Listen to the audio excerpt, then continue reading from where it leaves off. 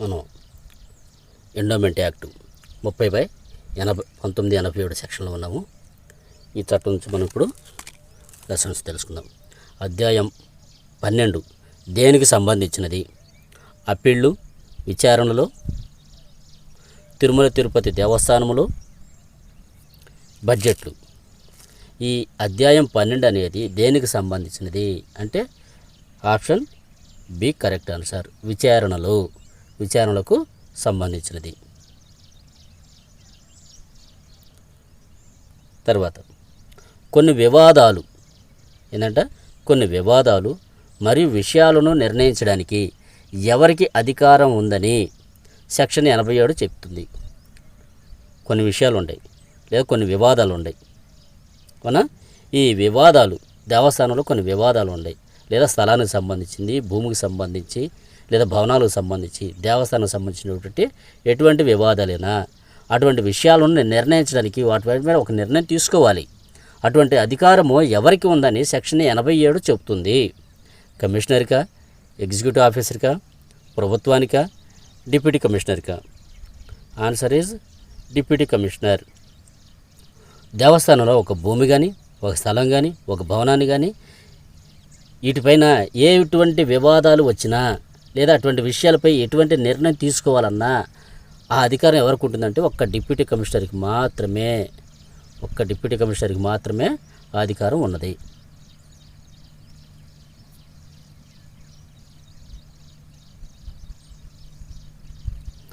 Next one, section 87 కింద deputy commissioner నిర్ణయానికి వ్యతిరేకంగా అప్పీల్ చేసుకునే హక్కును ఏ సెక్షన్ తెలుపుతుంది? మనం ఇందాక చెప్పుకున్నాం. సెక్షన్ 87 అనేది డిప్యూటీ కమిషనర్కి ఎటువంటి విషయాలైన పైన నిర్ణయం తీసుకునే హక్కు ఉన్నదని చెప్పేసి మనం ఇందాక చెప్పుకున్నాం. సెక్షన్ 87 అయితే ఆయన తీసుకునే ఈ డిప్యూటీ కమిషనర్ తీసుకునే నిర్ణయానికి వ్యతిరేకంగా కూడా అప్పీల్ చేసుకోవచ్చు. ఎందుకంటే తన దగ్గర సాక్ష్యాలు ఉన్నాయి, తన దగ్గర డాక్యుమెంట్స్ ఉన్నాయి, తన కబ్జాదారుడిగా ఆరోపిస్తున్నారు.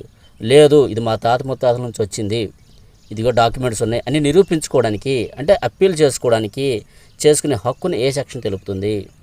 సెక్షన్ 88, 89, 90, 91. Answer is 89. అప్పీల్ చేసుకున్న హక్కును మాత్రం 89 ఇచ్చింది. డిప్యూటీ కమిషనర్కు నిర్ణయాలు తీసుకునే అధికారం మాత్రం సెక్షన్ 87 ఇచ్చింది. అది గమనించండి.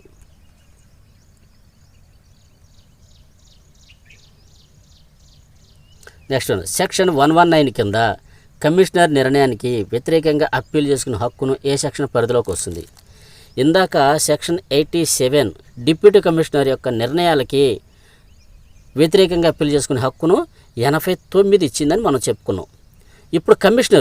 ఇప్పుడు ఎవరంటే కమిషనర్కి ఏ హక్కు ఉంది అంటే 119 సెక్షన్ 119 కింద ఆయన వివాదాలు కానీ విషయాలపైన కానీ నిర్ణయం తీసుకునేటువంటి హక్కు ఉన్నది. అతనికి కమిషనర్కి వ్యతిరేకంగా అప్పీల్ చేసుకునే హక్కును చట్టం మనకి ఏ సెక్షన్లో ఇచ్చింది అంటే section 87, section 88, section 92, section 95. Section 88 ఇచ్చింది. ఓకేనా. కమిషనర్కి అయితే 88, డిప్యూటీ కమిషనర్కి అయితే 89. అది గుర్తుంచుకోండి. కమిషనర్కి అయితే అప్పీల్ చేసుకునే హక్కును 88 సెక్షన్ ఇచ్చింది. అదే డిప్యూటీ కమిషనర్ అయితే సెక్షన్ 89 అప్పీల్ చేసుకునే హక్కును ఇచ్చింది. ఇవన్నీ మనం చట్ట ప్రకారంగా వెళ్ళడానికే, అంతే తప్ప చట్టకి విరుద్ధంగా వెళ్ళేది కాదు. రాజీ ఎలా కుదరాలి అనే అంశము ఏ సెక్షన్లో ఉన్నది? రాజీ ఇంకా మీకొద్దు మాకొద్దు అని చెప్పేసి రాజీ విత్డ్రా చేసుకుంటారు కదా. ఇటువంటి రాజీ అనేది ఎలా చేసుకోవాలంటే సెక్షన్ 87 ప్రకారంగా చేసుకోవాలా, 88, 89, 90. ఓకేనా. ఏ సెక్షన్ ప్రకారంగా చేసుకోవాలంటే సెక్షన్ 89.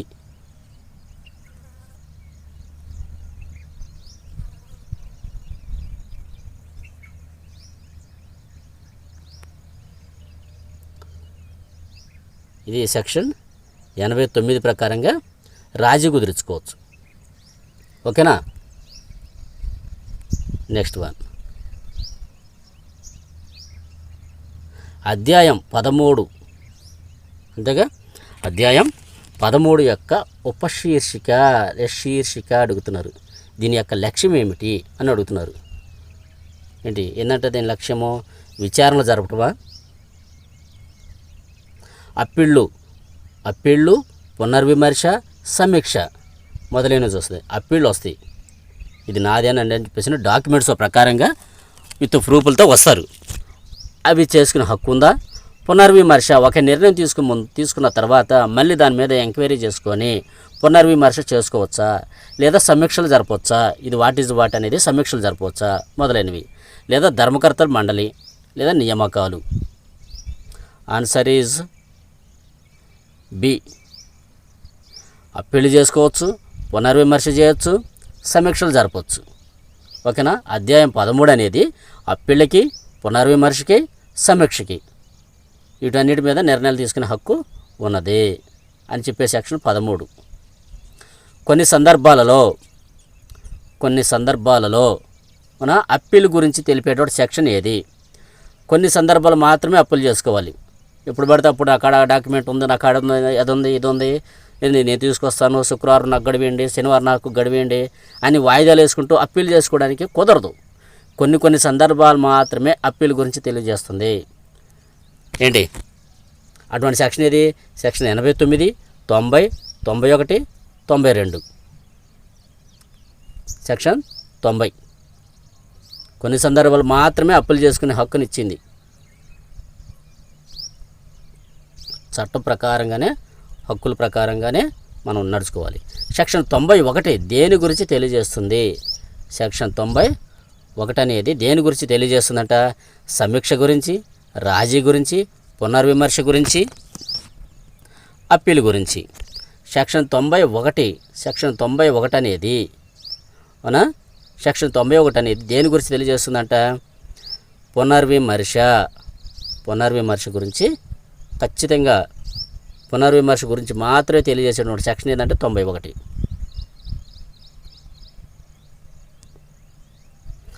రికార్డులను పిలిపించి ఉత్తర్వులు జారీ చేయడానికి కమిషనర్ యొక్క అధికారం ఏ సెక్షన్లో ఉంది? ఇటువంటి వివాదాలు వచ్చాయి, వాటి విషయాల గురించి చర్చించాలి. అప్పుడు రికార్డులను పిలిపించి, రికార్డులు తెప్పిస్తారు, పలానా రికార్డు తీసుకురా చూడాలి అని చెప్పేసి పిలిపించి ఉత్తర్వులు జారీ చేయాలి. రికార్డులను పిలిపించి క్షుణ్ణంగా చదువుకొని వాళ్ళని పరిశీలన చేసుకొని ఫైనల్గా నిర్ణయం తీసుకోవాలన్నమాట. ఉత్తర్వులు జారీ చేస్తారు. అప్పుడు ఆ కమిషనర్ యొక్క అధికారము ఏ సెక్షన్లో ఉంది? అటువంటి ఉత్తర్వులు జారీ చేసేటువంటి అధికారము ఏ సెక్షన్లో ఉంది? Section 92, 93, 94, 90. Section 92. Answer is 92. Section 92.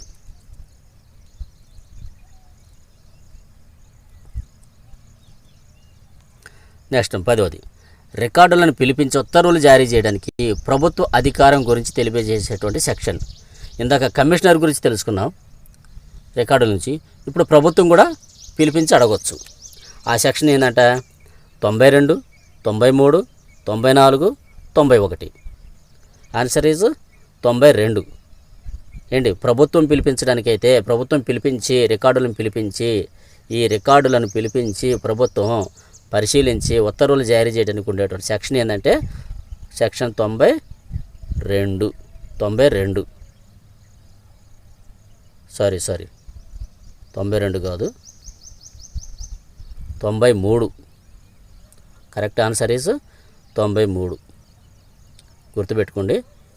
Section పక్కనే ఉండడంతో కొంచెం కన్ఫ్యూజన్గా ఉంది. నో ప్రాబ్లం, కరెక్ట్ చేసేసాను. రికార్డులను పిలిపించి ప్రభుత్వం ఇస్తే, ప్రభుత్వ అధికారం కింద సెక్షన్ తెలిపేది అంటే రికార్డును పిలిపించి ఉత్తర్వులు జారీ చేయడానికి ప్రభుత్వానికి ఏ అధికారం ఉందంటే సెక్షన్ 93 ఉంది. ఓకేనా? Is correct answer 93. బాగా గుర్తుపెట్టుకోండి.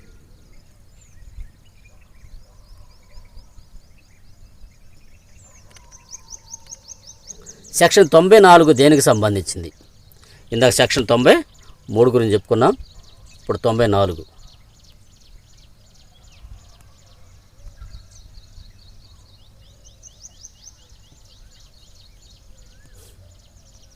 సెక్షన్ 94 దేనికి సంబంధించింది? పునర్విమర్శ, విచారణ, సమీక్ష, రాజీనామా. ఇందా 93 చెప్పుకున్నాం కదా. ఇప్పుడు 94 అనేది దేనికి సంబంధించిందంట? సమీక్ష. వాటి మీద సమీక్షలు జరుపుతుంది.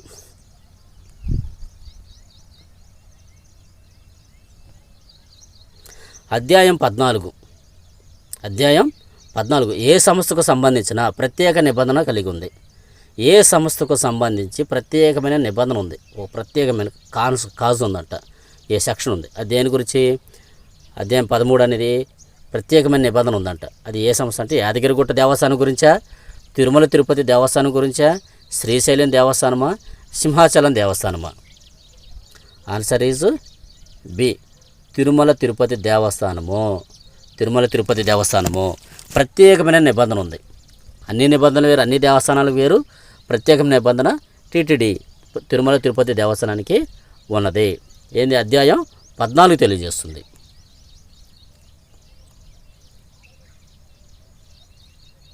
అప్లికేషన్ ఆఫ్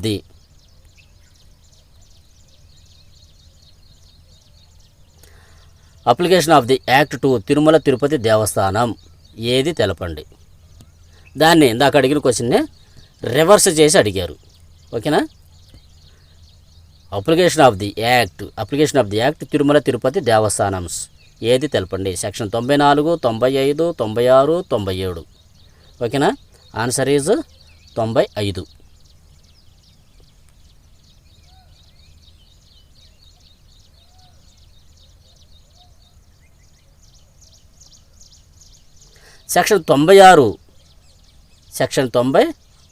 సెక్షన్ 96 గురించి తెలపండి అంటున్నారు.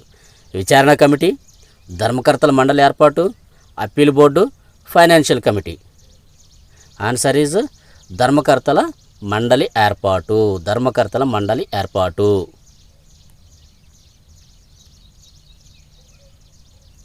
15. ధర్మకర్తల మండలి యొక్క అధికారాలు మరియు విధులు ఏ సెక్షన్లో పేర్కొనబడ్డాయి? ధర్మకర్తల మండలి ఉంటుంది. మన చైర్మను, కౌన్సిలర్స్ ఉంటారు.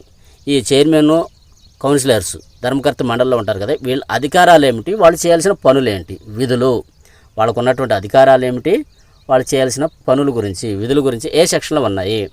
సెక్షన్ 95, 96, 97, 98. ఆన్సర్ ఈజ్ 97 సెక్షన్ తెలియజేస్తుంది.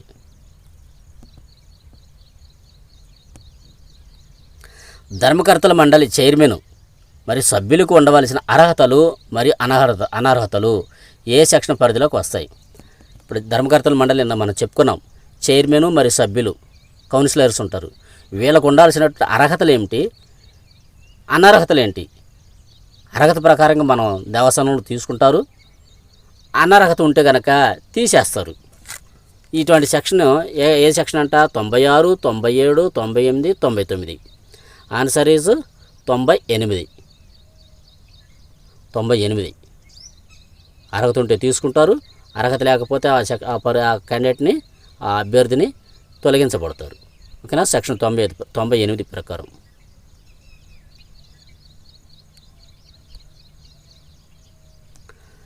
నెక్స్ట్ 17. సెక్షన్ 99 దేనికి సంబంధించినది? సెక్షన్ 99 అనేది దేనికి సంబంధించినది? ధర్మకర్తల మండలి చైర్మన్ మరియు సభ్యుల పదవీకాలము, సభ్యుల జీతభత్యాలు, బోర్డు రద్దుకి, అధికారుల విధులు. అవునా? సెక్షన్ 99 దేనికంటే ధర్మకర్తల మండలి సభ్యుల పదవీకాలం గురించి. ఇది రైట్ ఆన్సర్.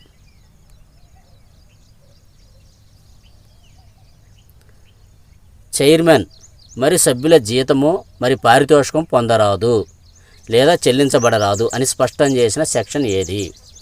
చైర్మన్కి, సభ్యులకి.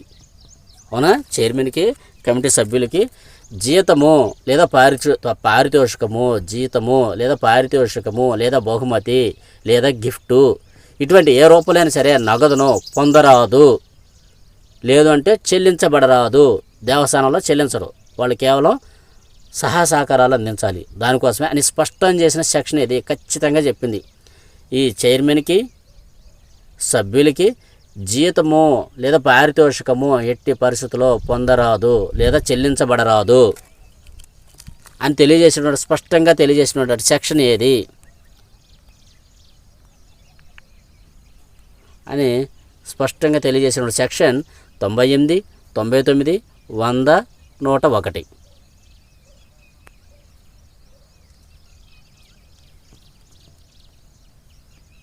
ఏంది ప్రెస్ అవుట్లా? ఓకే, లైన్లోకి వచ్చింది. ఓకే, చెల్లించబడరాదు, జీతాలు, పారితోషికము ఇటువంటివి చెల్లించకూడదు అని తెలియజేసిన సెక్షన్ 98, 99, 100, 101. ఓకేనా? Answer is 100 century. ఓకేనా?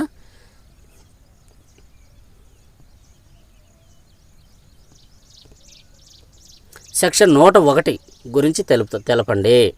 ఇందా సెక్షన్ 100 గురించి తెలియజేసుకున్నాం కదా. ఇప్పుడు సెక్షన్ 101 ఏం చెబుతుందట? 101 సస్పెన్షన్, రాజీనామా, పదవీ విరమణ, నియామకం. సస్పెన్షనా, రాజీనామానా, పదవీ విరమణ, నియామకము. రాజీనామా గురించి తెలియజేస్తుంది. సెక్షన్ 101 ఏం చేస్తుందంట? రాజీనామా చేసి, బాబు నీ సర్వీసు బాగలేదు అని చెప్పేసి పంపించేస్తుంది, రాజీనామా చేయించి. సభ్యుల పదవీ విరమణ ఏ సెక్షన్లో ఉన్నది? రాజీనామా అయితే 101, రాజీనామా 101 అనుకున్నాం. ఇప్పుడు పదవీ విరమణ ఏ సెక్షన్ అంట? Section 101, section 102, 103, 104. సెక్షన్ 102 పదవీ విరమణ అయితే 102.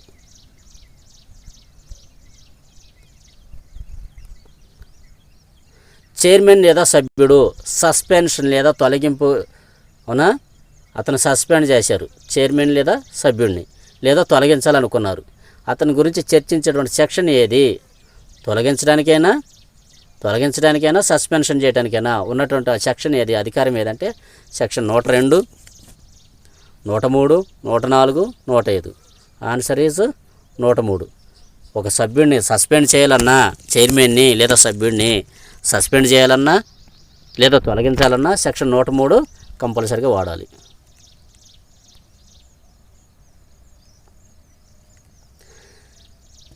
చైర్మన్ లేదా సభ్యుని కార్యాలయంలో, చైర్మను లేదా కమిటీ సభ్యుడు కార్యాలయంలో ఆకస్మిక ఖాళీ అనే అంశము ఏ సెక్షన్కు చెందింది? ఇమీడియట్గా ఖాళీ చేసేయమని అని తెలియజేసేటువంటి సెక్షన్ ఏది? సెక్షన్ 103, 104, 105, 106. ఏంటి? చైర్మన్ కమిటీ సభ్యులు కానీ మీరు తక్షణమే ఇమీడియట్గా ఖాళీ చేసేయండి అని ఒక సెక్షన్ ఉంది. ఖాళీ చేసేయమని చెప్పేటువంటి సెక్షన్ ఉంది. ఆ సెక్షన్ ఏంటంట? 103, 104, 105, 106. ఏంటంటే అది 104 సెక్షన్ 104 తెలియజేస్తుంది.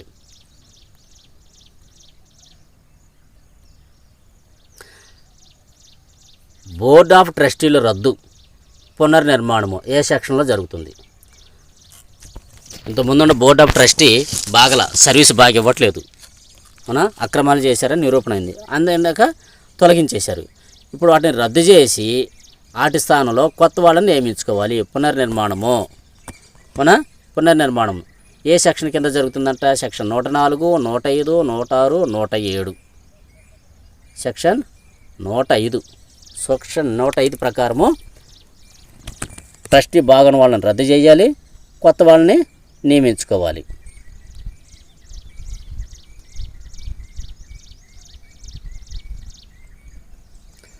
సెక్షన్ 106 నియామకాల గురించి నియామకాల గురించి తెలియజేస్తుంది. సెక్షన్ 106 ఎవరి నియామకాలు గురించి ఎవరిని తీసుకోవాలని చెప్పేసి తెలియజేస్తుంది. అర్చకులనా, కేవలం చైర్మన్నా, executive officer, joint executive officer, financial అడ్వైజరా మొదలైన వారినా, కేవలం డిప్యూటీ కమిషనర్నా? ఎవరంటే ఎగ్జిక్యూటివ్ ఆఫీసర్ను, జాయింట్ ఎగ్జిక్యూటివ్ ఆఫీసరు, ఫైనాన్షియల్ అడ్వైజర్ని, వీళ్ళ ముగ్గురిని తీసుకోమని చెప్పేసి నియమించండి, దేవస్థానానికి అవసరం, వీళ్ళ సర్వీస్ కావాలి అని చెప్పేసి సెక్షన్ 106 తెలియజేస్తుంది.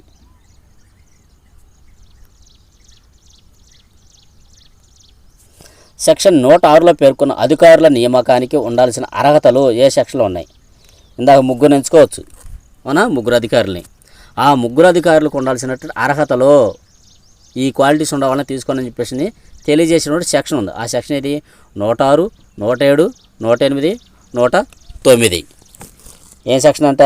107. 107 సెక్షన్ ప్రకారంగా తీసుకోవచ్చు.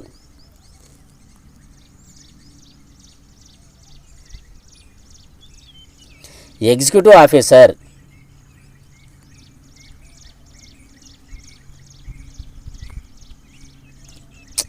ప్రెస్ అవట్లేదు మళ్ళీ.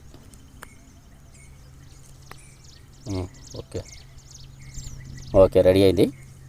ఎగ్జిక్యూటివ్ ఆఫీసర్ మరి జాయింట్ ఎగ్జిక్యూటివ్ ఆఫీసర్ అవునా, వీళ్ళ నియామకానికి పదవీ కాలం తెలిపాడు సెక్షన్ ఏది? ఎగ్జిక్యూటివ్ ఆఫీసర్ని, జాయింట్ ఎగ్జిక్యూటివ్ ఆఫీసర్ని, మనం ఇందాక 3వ నియామకం కూడా చెప్పుకున్నాం, ఫైనాన్షియల్ అడ్వైజర్ని.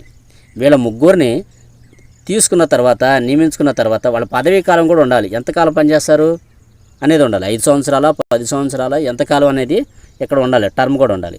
అది తెలియజేసేటువంటి సెక్షన్ ఏది అంటున్నారు. ఏంటి? పదవీ కాలం గురించి కూడా తెలియజేసేటువంటి సెక్షన్ ఏది? సెక్షన్ 106, 107, 108, 109. అవునా? Answer is 108. 108.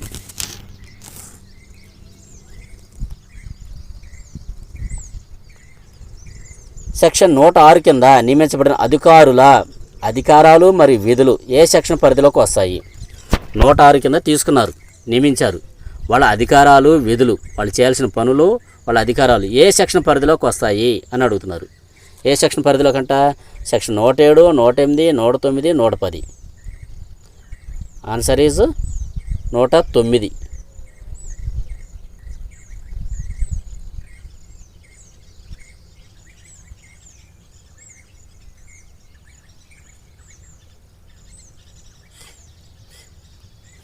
ఈ అధ్యాయంలో చివరిగా పేర్కొనబడిన సెక్షన్ సంఖ్య ఎంత? ఇందా మనం చెప్పుకున్నాం. అధ్యాయము 14. అధ్యాయం 14 గురించి కదా మనం మాట్లాడుకుంటుంది స్టార్టింగ్లో. అందుకని ఈ అధ్యాయంలో చివరికి లాస్ట్లో వచ్చినటువంటి సెక్షన్ ఏది అంటున్నారు.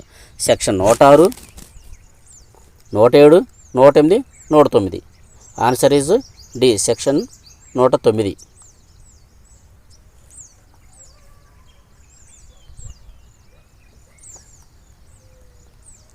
ఈ అధ్యాయంలో మొదటగా ప్రారంభమైన సెక్షన్ సంఖ్య అంత? ఇందాక లాస్ట్ చూసాం 109 అన్నారు. ఇప్పుడు స్టార్టింగ్ సంఖ్య అంటున్నారు. ప్రారంభమైన సంఖ్య సెక్షన్ అంత అన్నారు. 85, 86, 87, 88. 88 అవునా? 88 అంటే సెక్షన్ 87 నుంచి స్టార్ట్ అయిపోయింది. 87.